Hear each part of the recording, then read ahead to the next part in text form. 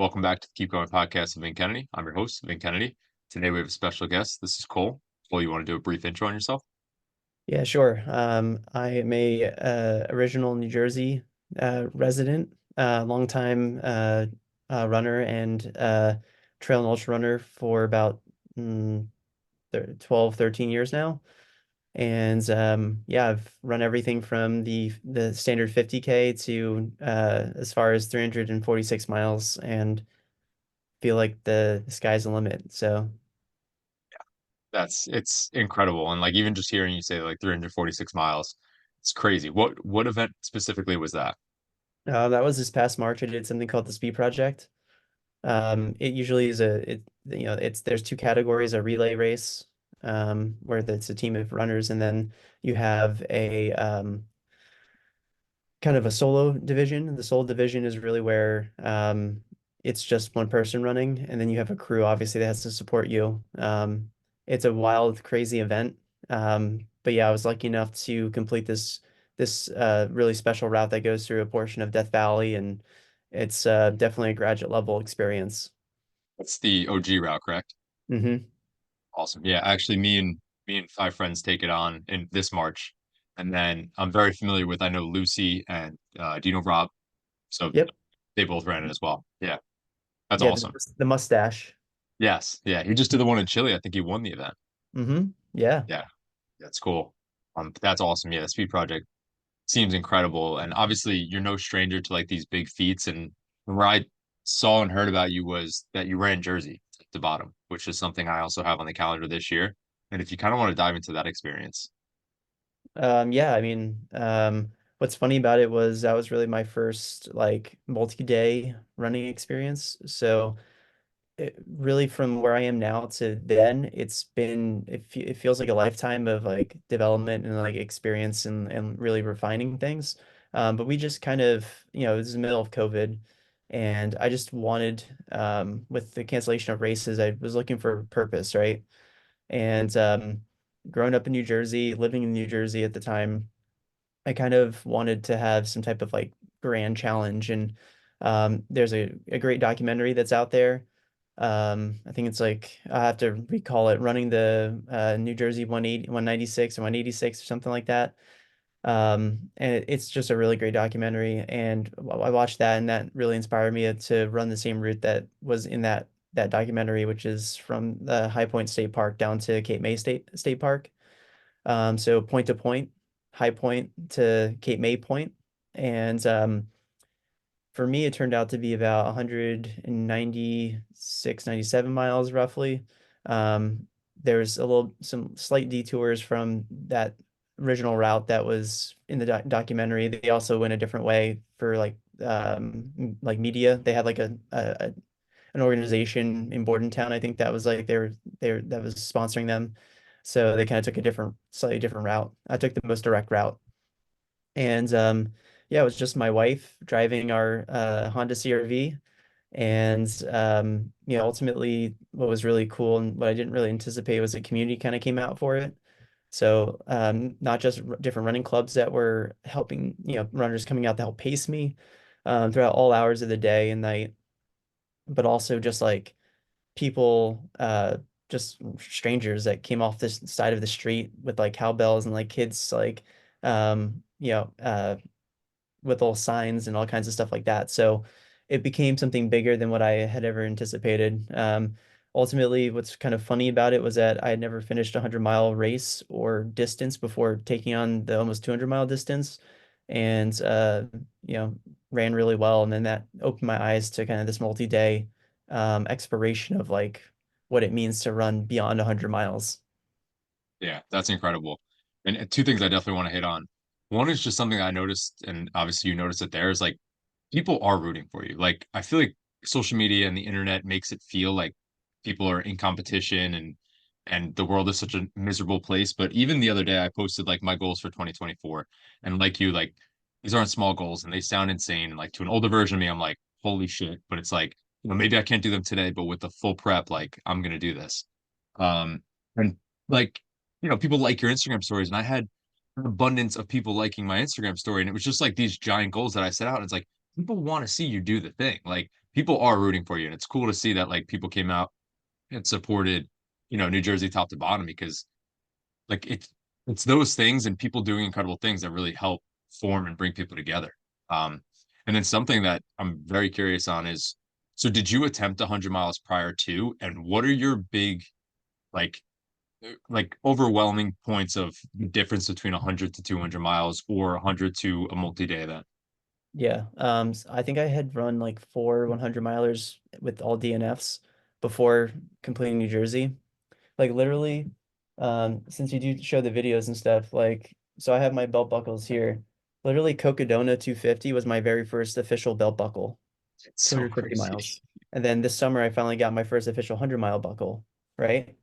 So, like, with that being said, it's like I think we limit ourselves in terms of like our minds, right? So like I was looking for this like perfect 100-mile performance. I also chose really hard courses, like Eastern States and some other things. And I just, I think mentally I wasn't really as strong as I needed to be. And I'm glad that I DNF'd, honestly, because the things that happened were just, it was kind of like there's really no point to this kind of suffering could get you into the hospital, so there's really no point, right? So they were valid, but it was like my prep leading into a race just was not where it needed to be. Um, but I took every experience as a learning experience, and I think multi-day, the 200-mile distance, really the main difference is that it's everything you experience in more in a 100. It's just you can't make as many like in a 100 in a way, as long as you're like, it's really 200s are really about mind over matter. It's really about forward movement. Like if you can have low patches and like you can slow down, but there's always opportunity to make up time. Where sometimes if you're running 100 at the highest level, like it's similar to like a marathon in the sense that you only maybe get like one chance to like pick yourself up. And if you don't, you're done. Your race is done. Like say you were going to be on the podium, now you're going to be 15th or 20th place. Um, and but to me, like 200s are much more symbolic of life than 100s. Like everyone says, live a life in a day, which you do, but like we don't live our lives in one day. We live our lives across, days, months, weeks, years, all that stuff. And when you get to do something that takes you out of the monotony of the standard world that we live in and be able to insert yourself into this like um sense of adventure. And you get everything, like really everything that I've learned um, has been magnified in the 200-mile distance for sure. You have to be more prepared. You have to be more resilient. You have to be physically stronger. It just, you have when things aren't going right, you have to address things immediately. Otherwise, they're going to become a huge problem and will ultimately lead to you not finishing further down the way. Yeah, that's so interesting. And something you made me think of there, it seemed like how you kind of handle it is like a lot of the issues I find with people that I talk to, or just even if they run or don't run, it's the first thing is like, oh my God, you could run for 24 hours. Like, how are you out there that long? And you look at it the other way where it's like, I get to be out there for 24 hours or 48 hours. It's almost like you said, like, and in those moments, I did a 100 miler back in July. And you're right. It's like nothing else matters. Like, this is it. This is the goal right now. And it's like, yeah, you could look at it like I'm trapped on, I did a 3.75 mile loop. So like you could look at it like I'm trapped on this loop, or you could look at it like for the next 24 hours, like this is all I have to do, all I have to care about. And it's almost like you said, like it's like an escape almost while you're doing a very difficult thing, obviously. Um, Yeah, yeah, for yeah, that's sure. a really unique look at it. Yeah, I feel like it's good mental training, good mental exercise, right? Like, is when you can, like, um, I think we live in a very distracted society, especially now with the way social media and like the way that we're glued to screens. And like, I just love the idea of just really simplifying things. Like, ultimately, when I look back at like, what are we here on this planet for? We're on this planet to survive. Like, that's the first thing. Like, our bodies are meant to survive, and so it's like when I run these longer ultras, like that's literally one of my, I guess, like themes is survive to thrive, right? Like taking that premise of like I'm gonna do whatever I need to do to get through the tasks and challenges, and then take those challenges and actually make them a strength and ultimately thrive. So that's I think a good some words of lessons for people out there. Yeah, for sure. And like you said earlier, I think the cool thing too is with any ultra really is like a marathon, maybe you're out there 3, 4 hours. Like you said, like you can't just live in the moment because you need in an ultra, you need to think about what is going to happen at hour 22 if I make this mistake now. Like you do, you're right. And that is how you have to live day to day, right? Where it's you can't just travel all day long, especially if you need to work to make money to fund the traveling. Like there needs to be a connection between like where you are now, where you want to go, and the time and proper like training and obviously like mindset to do so. Yep, definitely. Yeah, totally agree with that. That's awesome. And so for you personally, like you mentioned your goals are, I mean, the podium. So when you're deep in a race or when something like tragic happens, do you feel that like it's almost easier like, hey, let me just pull out and go into the next one? Because I think that's a place where like people that are newer to the running, yeah, are in just this place of like, no, I need to finish this regardless. Like I'll break myself just to finish this. Yeah, so the thing that's interesting is running New Jersey was kind of like it was a turning point for me. So another point, right? Everything, all the ultra running, everything I did before, my mindset was really kind of focused on I gotta hit this time, I gotta hit this placement, I gotta do this, I gotta prove myself and da da da da and all these things, right? So I put all this external pressure on myself. Um, and really at the end of the day, I realized that none of it mattered. Um, what I those are things that I can't control. I can't control how the other runners run. I can't control the environment, those circumstances. But what I can control is, maximizing my own skill sets, my own benefit, right? Like making sure I get the best performance out of myself on that given day or days. And so, um, running New Jersey kind of opened my eyes to that, which is really being able to realize like when I realized that I can have you can have a bad day and still run really, really well in a multi-day, right? Because it's not just one day that makes the runner. Um, and that to me is very inspiring in life because we all have bad days. But it's about the totality, the body of work that we do that really matters about who we are as a person, our character, our businesses, our families, our livelihoods, all that stuff. For me, like I own my own kind of sales like business, I guess you can call it at that. And it's a really tough job mentally, especially because I never know. It's really hard to, you can project out 6 months in terms of what you might earn, but like you may not see that the food that you've hunted out in the wild until 6 months from now. So it's a lot of pressure of trying to figure out how to stay afloat, right? And so I take all the learnings that I've done through running in my work and vice versa. And I think that you know, same thing, survive and thrive, right? The more that we can um really realize that we need to have some humility with ourselves too, that we we're not perfect and um there's only one winner per race. But if we can really just focus on, continuing to be the best version of ourselves, like things are going to fall into place at some point, you know? And so, yeah, that's kind of what I've been discovering over the past probably like really 5 years at this point is really, really focusing on trying to better myself versus try to, compete per se against the competition. It's more of obviously I want to be on the podium, I want to do well.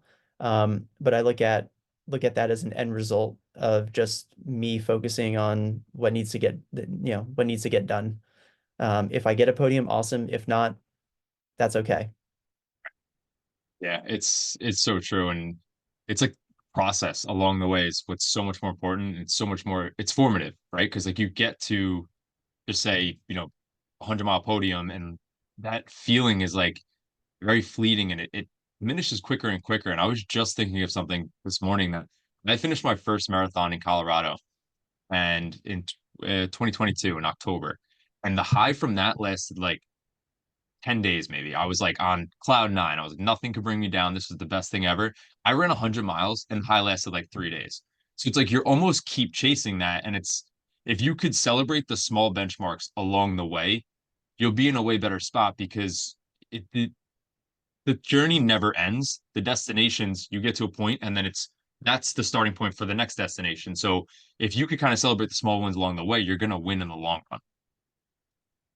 Yep, exactly. Exactly. I'm curious if you see parallels between being an entrepreneur and commission based income and running, because I do mortgage loans as well. And I definitely see how it's scary in both ends. Yeah, I think I think the running grounds me because it's something that I have in a way to me I have a little bit more control over because I am my own I mean in my sales side of things I am my own boss, but at the same time I'm taking on different contracts and working with different companies that have different forms of autonomy for them, right? So it's like it creates much more of a collaborative type of nature or business relationship. Um, which is, it's different. It's a little bit different. And with running, I can the thing about it is that you may not see it's similar to business in the sense that you may not see all the big gains, like you may not grow territory like next week, but like over the course of a year, 2 years, 3 years, you get to really see like on paper like the development. And in running, it's a little bit more subtle. Like you put in the work day in and day out. Like literally, I've been putting in the work day in and day out since I was, I guess, I don't know, in sixth grade, right? Um, and when when you continue to just to make something a discipline in your life, like ultimately all those miles, all the hours, all the time that stacks up, like something's got to give, right? And so you're eventually going to get to the finish line that you've set out for. Either that or there's going to be a catastrophic pivot, but that things happen for a reason, and that's to show you that, maybe there's a different way, a different path in life. But for me, ultimately, it's interesting that I've been able to keep increasing distance and keep finding new things that I've never, never even realized about myself. And I think that's again what I like about the multi-day running is that you learn so much about yourself in such a short amount of time. Everything is magnified and compounded. And you could say the same maybe with 100 miles, but it's there's more of a richness to the 200 mile plus or 300 mile, 400 mile experience, which I think is really, really cool. Because it's really the time on your feet, it really strips you down to a much more animalistic, more survival kind of your survival instincts do come out, and it really shows you like what are you made of, right? As a human being, not just as Cole or as Vin or as whoever you are out there, like so I ask myself that question a lot when I'm going through tough moments in races is like who am I? Like who am I made of? Like what do I want to be, right? And I always tell myself I'm like steel, right? Like an impenetrable force. When I put my mind to something, like watch out. And I think everyone should, in terms of their training when they're going through tough times, focus on the mental mantras in training because um, it can really make a huge difference just to assure yourself that you're, in the right place. Yeah, absolutely. And I say it all the time, but it's like if you're willing to just keep working and stay consistent, we're gonna hit any goal regardless. So focus on becoming the person, like you said earlier. I think that's so much more crucial and fulfilling. Um, and then do you find it hard to kind of celebrate the wins? And I know I'm speaking in business and in running because it's always like, what's next? What's the higher level I could reach? For sure. I mean, I think it's definitely important to celebrate kind of those milestones because I mean it's not just you that puts in all the effort, like, and this goes the same with my business, the business that I have, and also in my running too. I mean, I think recently now I've realized that the more that you can bring people into the experience, and running New Jersey was kind of like the first part of that of learning is like for me it's not necessarily about the podium part of it. It's more about how can I chase these audacious goals and help bring more people into it that may not have been able to participate in the past before or have always wanted to you know feel like that they can contribute. And um, that's the way that I think that the sport of running grows. I think that that's the way that trail and ultra running grows. I think that's the way that we continue to evolve as people, and the more that we can be more community driven and grow that pot and really show people just how great, you know, like one of the reasons why I love running is because it's really it's power through movement, right? And you don't have to be a runner to not be involved with the community, and that's why, especially as of late, why I've been doing some of these like cool running projects, like the Speed Project is just to prove that. Yeah, that's cool. And you said power through movement. If you could just expand on that, because I love the idea of it. Yeah, it's I mean, that's literally what running is. You're moving through space, right? And we all have those feelings when we're out there running, um, you know, or we may or may not, but I know I have those moments where it's kind of like like you're kind of in the zone. The world just goes quiet. You feel you just listen to your breathing. You feel the air going in and out of your lungs. You feel the power through your stride, and you just kind of feel like you're floating, right? And um, that's just to describe the sensations of what that experience is like. But I mean, also from a more mechanical standpoint, like running is we're putting power into our joints and muscles and legs to push through or against a surface, and so we're propelling ourselves forward, right? And that's there's actually power involved with that.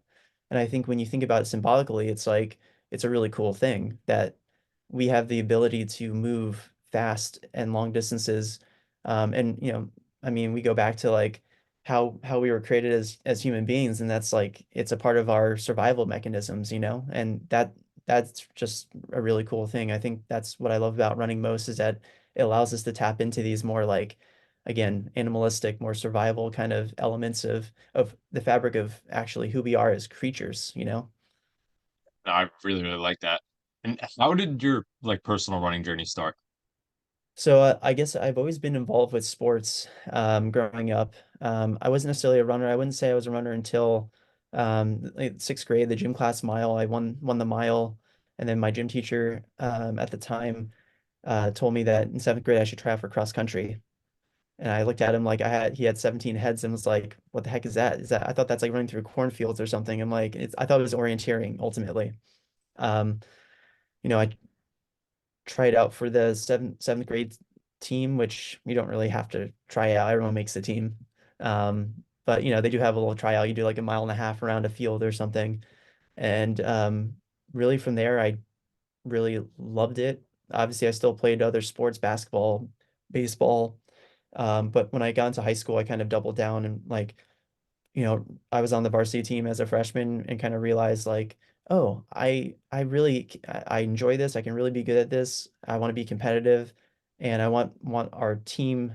That's where I got the team aspect. Our at South Brunswick High School, we really focus on building a really strong core team. And it's something that I take with me to this day. Um, so yeah, that's how it all kind of began for me. Yeah, that's awesome. And like, and you could tell me if you disagree, but I think like we oftentimes have to sacrifice something to be great at something else. And what would you say if you did sacrifice, or what do you currently sacrifice to be an incredible runner? I think a lot of it comes down to is time, right? Time, money, vacations, turning a running trip into a vacation kind of thing. So it's also I think just the way that you kind of live your life. I think everybody and I have a master's degree in recreation administration, so I'm a full believer of finding hobbies and doing leisure activities and finding our outlets. I think it really for me it is a really good indicator of like who you are as a person. Like what are the things that you enjoy most, right? Like work is often or job is often something that we have to do for the end result, right? Like it helps pay the bills and puts food on the table and does that stuff. But like the hobbies may not be necessarily something that it fills up your cup a different way, right? It may not just be money coming into your checking account, right? And so that's kind of how I look at things for me. I mean, Growing up as a kid, running was also a coping mechanism, going through kind of middle school and high school and all that stuff. And so it was something that I had control over. And that's something that as a coping mechanism, I kind of related to. Um, and yeah, it just became a discipline in my life. It was something that I almost don't think about as much, like in terms of like, of course, I'm committed to doing it and I've realized the benefits of it and I try to run as fast as I can still so that I can be as efficient with my time. So I have a reason to run for the podiums is because I don't have a lot of time during the day, and the more that I can maximize my time and still do this thing that's an outlet that I enjoy, the better off. So I tried to budget between showers and all that stuff an hour and a half. I feel like anyone can take an hour and a half out of their day. It's an extended lunch break, and like there you go. And it's your time. I think we live 24 hours out of a day. You should at least have an hour and a half for yourself, right? Where Yeah, the rest of the time could be for other people. it's so, so true. And you mentioned other hobbies, and something that I had tons of questions on is snowshoe. You mentioned that, and I just saw it in your bio. If you kind of want to go into depth on what that is. Yeah, so snowshoeing is literally running on snow, just with like not the old school rackets that we think of nowadays. They've kind of modernized. They're much lighter weight. They got cool talons on the bottom of them for grip and traction, but pretty much it's trail running. It's winter trail running is what it is. When you can't run on snow covered trails, you throw snowshoes on and boom, there you go. And so I got into it when I got into trail and ultra running. When I moved kind of back out east, I was out in Oklahoma for school, and then kind of moved out to upstate New York, which has plenty of snow. And yeah, I got into the sport. It's a very close grassroots type of sport. I'm actually the secretary on the World Snowshoe Federation, so I've taken that position last year, and the goal is to try and make it an Olympic sport, trying to grow the sport. Um, I just love the people within snowshoeing. It's like an even smaller, like niche version. It'd be like all the people that run 200 milers are like snowshoers, right? So it's a very small group of people, but like I think what I love most about this sport is that it's such an incredible cross-training tool. I know all trail and ultra runners are like fascinated with ski mountaineering, but we all don't have mountains, right? Snowshoeing you can do literally anywhere. There's people in Brazil that run on the sand, right? So it really does have a global standing for it, and it makes me super, super strong. Every time I come off the snow and I get ready for the trail and ultra running season, I feel like I've elevated my fitness one whole nother level. So more people need to do it. Message me, please. Snowshoeing is amazing. At least try a 5K. Um, that's usually the standard distance, 5K, 10K. It's a lot of fun, a lot of hard work, but it's just a great way to get out there in the wintertime when we don't have as much sunlight and you're just like, I just want to be outside, right? Like it's a great excuse. So definitely do it. Sure, that's awesome. It's definitely like I'm assuming it benefits fitness so much because like it's a step obviously up from walking, but a step down from running, right? So like your aerobic base is probably just being built like a monster. Yeah, so I would say it's harder than actual running. If you can run like competitively in the world stage, if you can run in the 6 to 7 minute mile pace for a 10K on snowshoes, you're easily one of the best in the world. Um, and obviously snow conditions can vary and all that type of stuff. Aerobically, it's as if you're like drowning. It is so taxing on your aerobic system. Like you could be the fittest athlete and like you like learn how to like handle that pain um, physically, what's cool is that it stresses all your different like because you're like trying to balance, right? So you're stressing all these different micro muscles and everything. So you really do come out of it so much stronger with minimal impact. You're running on snow, so your body's not taking the same jarring effect that it would on other surfaces. So um, it really is again, a great cross-training tool for any kind of runner out there. Yeah, that's so interesting. It's so much like to really think about with it. Like you said, like the low impact thing, I would have never thought about it, but it makes so much sense. Yeah. Yeah, running Mm. downhill in snowshoes is the most thrilling experience you could ever do in your life because It's like floating. literally like float down a mountain of That's awesome. snow. It's really cool. That is cool. Have you done this in any like specific locations, or you usually just stay Oh upstate yeah. New York? No, I've done so I've run nationals multiple times. I've been runner up at nationals. I was a national championship champion in the half marathon, I think in like 2019. I've been on the world team. I've had some top 10 finishes in the world or just outside the top 10. Going back this year to Spain, partly because of I'm part of the World Federation, but also to compete. Um, so it's going to be, yeah, I mean, it's what I like. I like to do at least one big snowshoe event in the winter. I also attempted and ran this like almost 100 miles on snowshoes in a Joe DeCina race up at his farm. And I finished, I did 94 something miles, 95 miles in like 31 hours through a blizzard, like waist deep snow. So um, that's not the norm, people. Most of these courses are well groomed and well marked, but that's Joe DeCina's wild mind. Make it as difficult and impossible as possible. That's So, awesome. yeah. And the last question I ask everybody is, what keeps you going? Like when you're 90 something miles into a snowshoe run, what's pushing you? Yeah, I mean, I think for me, it used to be different things, but I think at this point it's about just getting the most out of myself and about empowering other people. And I feel like that I'm at a point in my running where the reason why I run the races that I do and the things that I do is my goal is hopefully to inspire other people to realize that hard work does pay off. I'm not some like phenom talent, I'm not some like genetic specimen, I'm a human being that just has really honed my craft and learned from mistakes and just gotten better and better and progress each and every day. And that's really all that you can ever do. Yeah, I totally agree. And I'd argue like rather than talent, like the work that guys like you put in is just so inspiring. And I know some people don't get it, but like the years and the grind to get to where you're at. And I saw your FKT time on New Jersey. I was like, that's insane. But yeah, Well, dude, it's so cool to see, and you're definitely inspiring because me and my two of my friends have been sending back a Jersey route, and one's doing it in May, I'm doing it in September, and we're just really excited to get after it. it's awesome. Well, you'll have a blast. It's one of those experiences where it won't be realized until you're done with it and you've kind of been like, wow, what the heck did I just experience and go through? And I think you'll be pleasantly surprised with just how, even though how spent you are, how fulfilling it is. I mean, that's why I've reframed myself to being someone that wants to go after these 200 plus mile multi-day events. 100 miles is where I start, and everything else above that is what I like to go after. So, I will say that I have those kind of plans on the horizon for this next year.